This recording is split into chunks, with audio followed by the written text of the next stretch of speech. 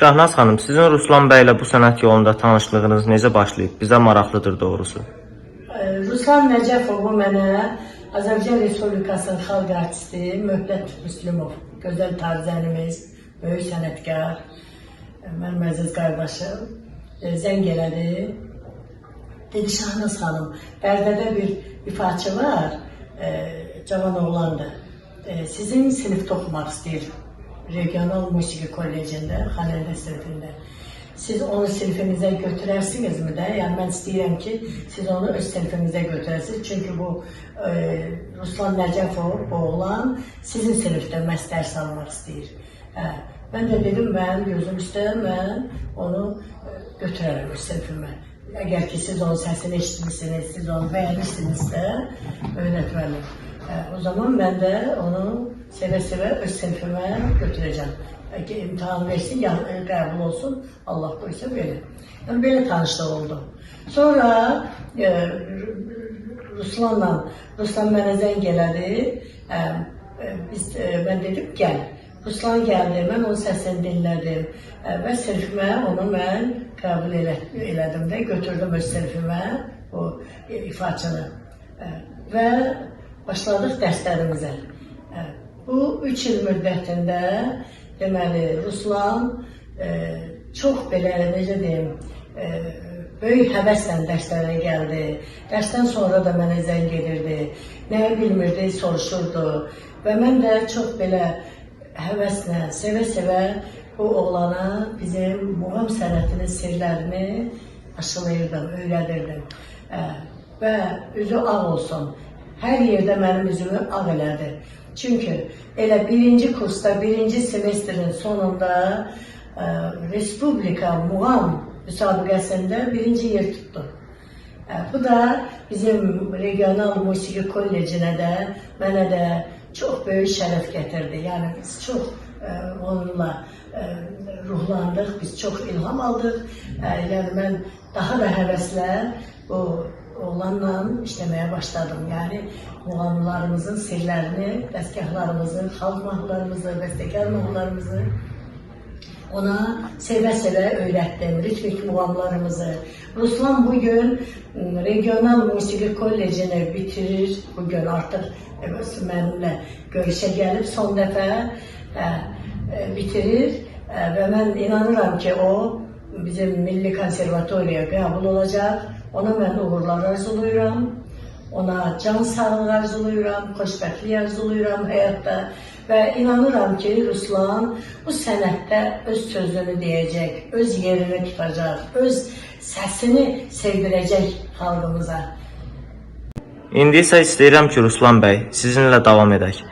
Ruslan bəy, xanəndəliyə, oxumağa həvəsiniz necə yaranıb? Sizə bu sənəti kimlər sevdirib?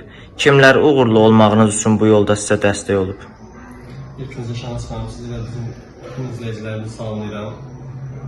Mənim 5 yaşım var idi ki, mən efirlərdən bizim böyük sənətkarlarımızı, muğam ifaçılarımızı görürdüm və həmin ondan məndə muğama qarşı bir həvəs yarandı, bir maraq yarandı.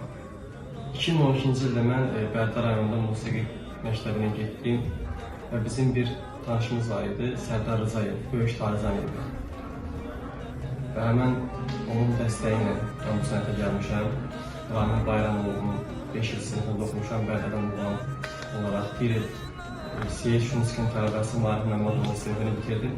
Və mən istədim ki, çox sevdiyim bir sənətkar olaraq hər zaman ifalarını dinlədiyim Ustadım Şahnaz xanımın sinifinə gəlmək istədim. Və elə oldu ki, 2022-ci ildə mən Möhlət Müslümovun böyük tarzanımız, xalq artisti, professor Möhlət Müslümovun bir ifası var idi, mənim çox xoşuma gəldi və onun üzərində mən bir ifa etdim, həmin ifanı paylaşdım. Həmin ifanı Möhlət müəllim gördü, bəyəndi və elə oldu ki, biz əlaqə saxlayası olduq. Və Möhlət müəllim mənə dedi ki, sən mütləq təhsil almalısan və sən Möhlət müəllimə dedim, mən Şahnaz xanımın sinifinə düşmək istəyirəm, çox sevirəm Şahnaz xanımın ifalarını. Çox sağ olsun, Möhlət müəllim də mənə dəstək oldu, Şahnaz xanıma zəng etdi ki, bəs Şahnaz xanım, sizin bir fanatınız var və sizin sinifinizə gəlmək istəyir. Və belə oldu ki, mən 2022-ci ildə Şahnaz xanımın sinifinə qəbul oldum və Şahnaz xanımın sinifinə qəbul olandan sonra da demək olar ki, uğurlarımız davamlı oldu. Respublika müsabiqələrinə qatıldıq. Dəfələrcə birinci yerə layiq görüldük. Hər bir Şahnaz xanımın hesabına oldu. Çünki Şahnaz xanımın tələbəsi olmaq həqiqətən də qürur vericidir, fəxirdir. Demək olar ki, biz 3 il müddətində Şahnaz xanımın təzkəh muğamlarımızı, zərf muğamlarımızı, şöməsi muğamlarımızdan keçmişik, öyrənmişik.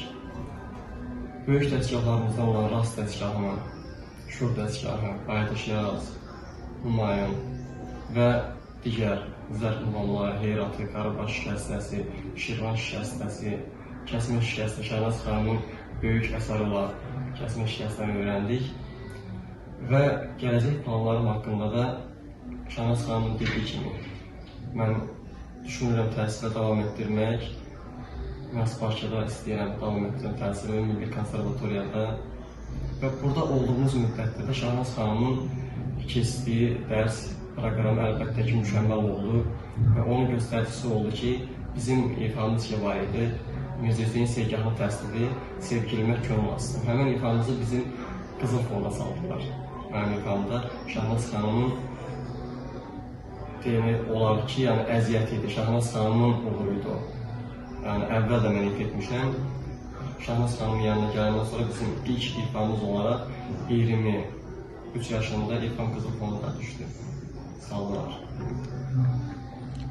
Çəkilişimiz burada sona çatdı. Dəyərli ustadımız Şahnaz xanıma və sizə təşəkkürümüzü bildirirəm. Demək olar ki, biz 3 il müddətində Şahnaz xanımın təzkəh muğamlarımızı, zərf muğamlarımızı, şöməsi muğamlarımızdan keçmişik, öyrənmişik. Böyük təzkahlarımızdan olan Rast təzkahını, Şur təzkahı, Bayatış Yaz, Humayun və digər zərf muğamları, Heyratı, Qarabağ şikəstəsi, Şirvan şikəstəsi, Kəsmə şikəstə, Şahnaz xanımın böyük əsəri var, Kəsmə şikəstəni öyrəndik.